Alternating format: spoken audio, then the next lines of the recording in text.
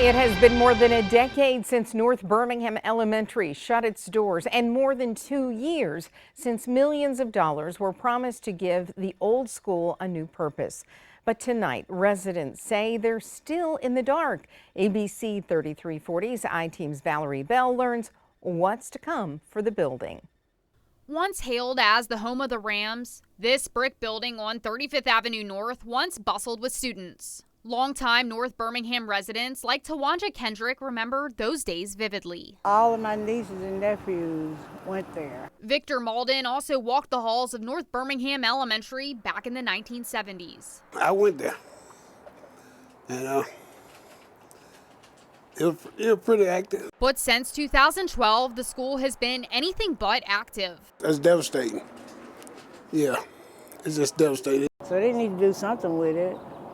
Make it useful. Anyone who drives past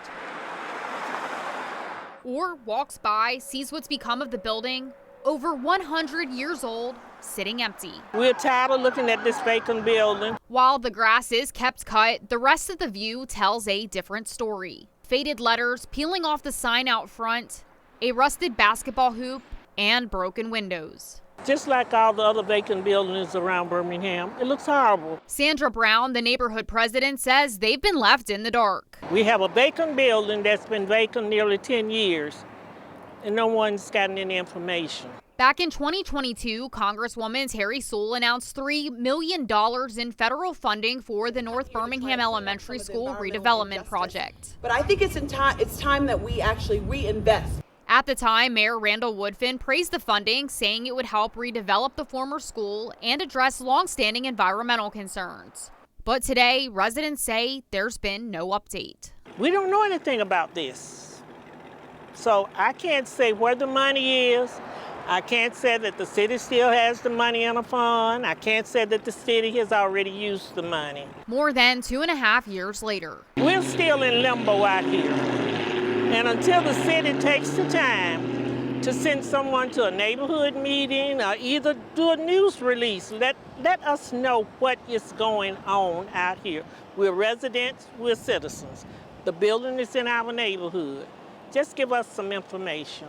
And with the $3 million, who knows? We reached out to Congresswoman Sewell's office to ask about deadlines or oversight on the funding. Our multiple requests went unanswered. I would personally like to see this building end up being used for something that would benefit the neighborhood. Neighbors have ideas of what that could be. I want to see it open up again.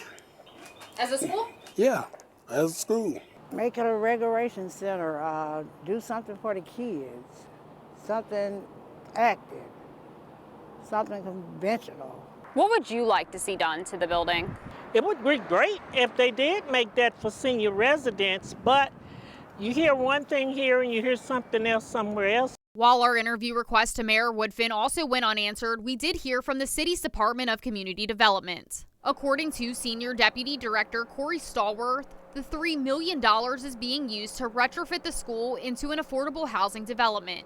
The city has already acquired the property from Birmingham City School System and completed environmental and structural testing. Next steps, secure and stabilize the building to prevent further decay. A timeline shared with us shows April 2025, site security and stabilization, May 2025, selection of a developer partner, June to December 2025, community engagement, feasibility studies, and master planning. The city says the goal is to preserve the historic school and turn it into quality, affordable apartments with possible homeownership opportunities and on-site services to serve the larger community.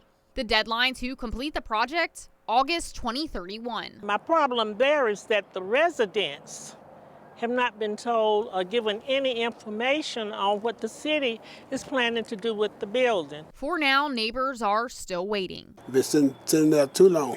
They need to do something with it. In Birmingham, Valerie Bell, ABC 3340 News.